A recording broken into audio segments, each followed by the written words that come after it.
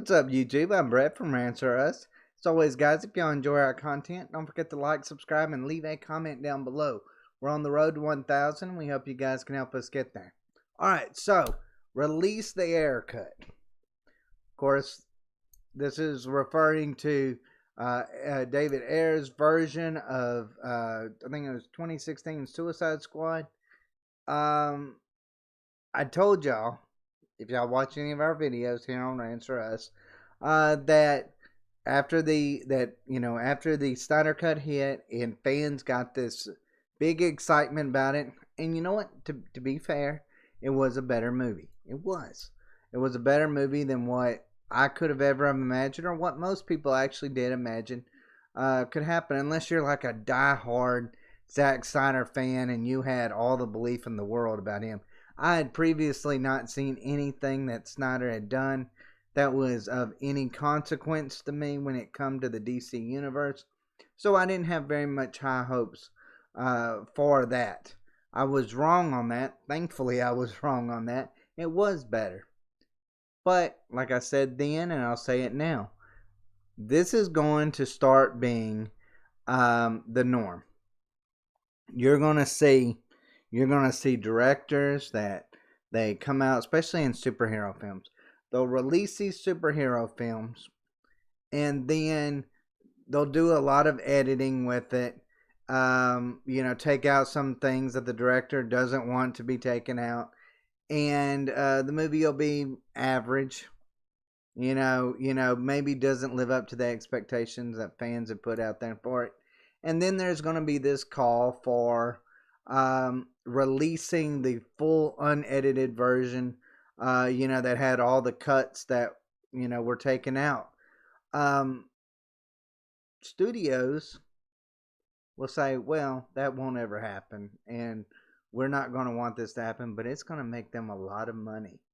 And they'll come out and they'll say, oh, no way we're going to release this, but then we'll release it. It's going to be one of those things where you're going to get a release of a film, and if it doesn't turn out that fans just absolutely love it, then you'll get a re-release of something like an Ayer cut, like a Snyder cut, and then that will make double the money for any superhero film that doesn't necessarily do good at the box office or subscriptions or whatever it may be.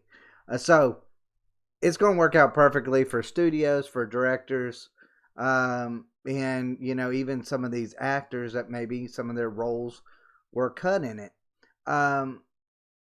Do I think it's a little unfair? Yes. I mean, come on. If you don't have the restraints of the 2-hour movie, and you release, you have like 4 or 5 hours worth of material that, man, you just wish you could fit in there.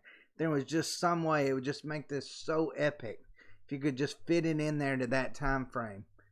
But you know that you can't do that in a 2-hour film. But if you know that you're going to have 4 hours, 5 hours maybe to put out this film, and that fans will watch it, oh yeah, you're going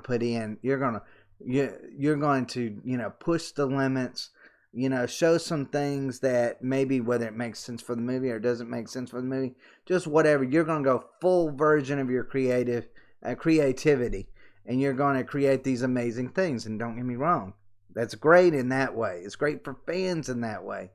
But at the same time, I don't ever like comparing it to directors who have come out with the 2-hour movie set and then being like, well, the 4-hour version was so much better than this other guy, so yeah, let's just say screw this other guy, and this guy should get all the credit for it. Well, you didn't see his 4-hour version of it either. So I mean, this is going to end up making double the money for studios, and it's going to be great for directors, it's going to be great for fans, it's going to be great for everybody. But at the same time, I mean, let's call it what it is. We call it basically a fan revolt. That fans are getting what they're wanting. This is basically the studios letting fans think that they had a say in it. And I'll admit, in my Snyder Cut version, or the Snyder Cut video review, I thought it was a win for fans. But now that I'm starting to see like these release the Ayer's cut, release all this other stuff, I'm starting to think, you know what? All of it was just a ploy.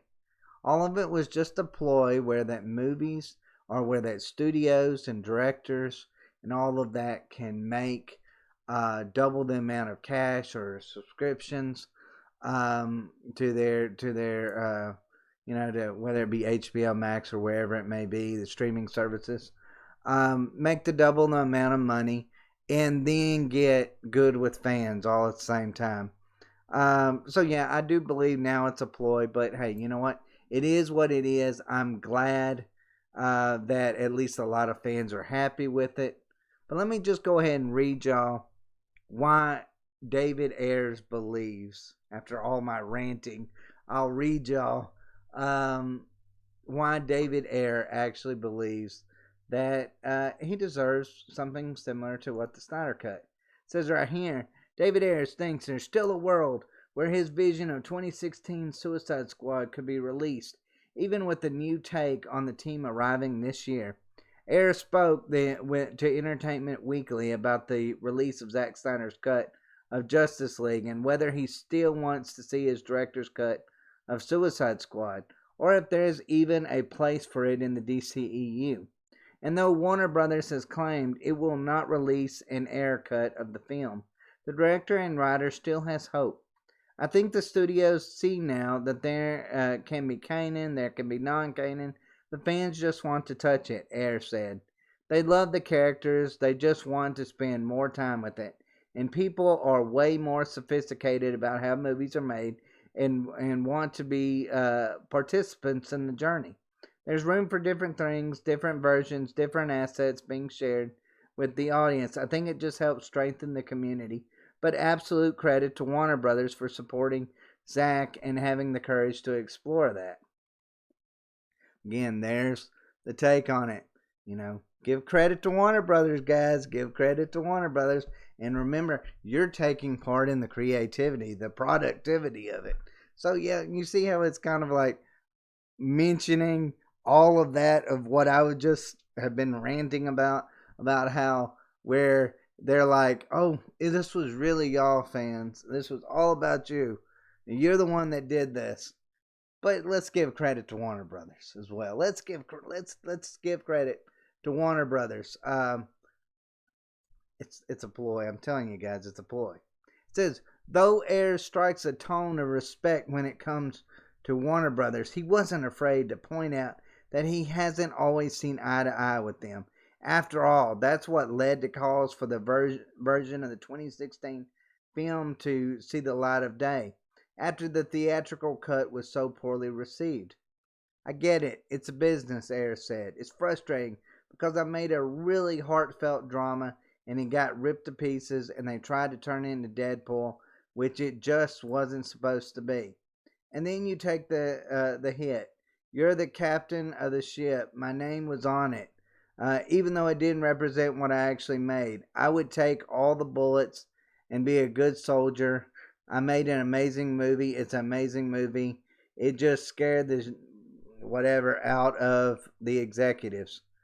So basically, what Ayers has stated in previous articles, Suicide Squad was supposed to be like this heartfelt drama, and instead, because Deadpool had come out and was such a success, the executives wanted it to be pretty similar to that.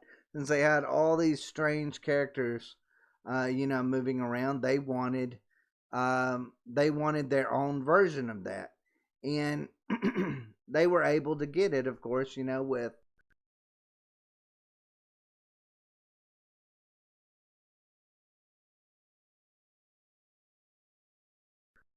all of these were like, Captain Boomerang. All of these characters had their own wit, and it was just a comedy, basically, and that's kind of what pissed a lot of people off. was it was too cheesy at moments. But according to Ayer, he's got this idea that his version was more soulful. It had more heartfelt drama to it, and to a certain extent, I actually do believe him. I do believe him.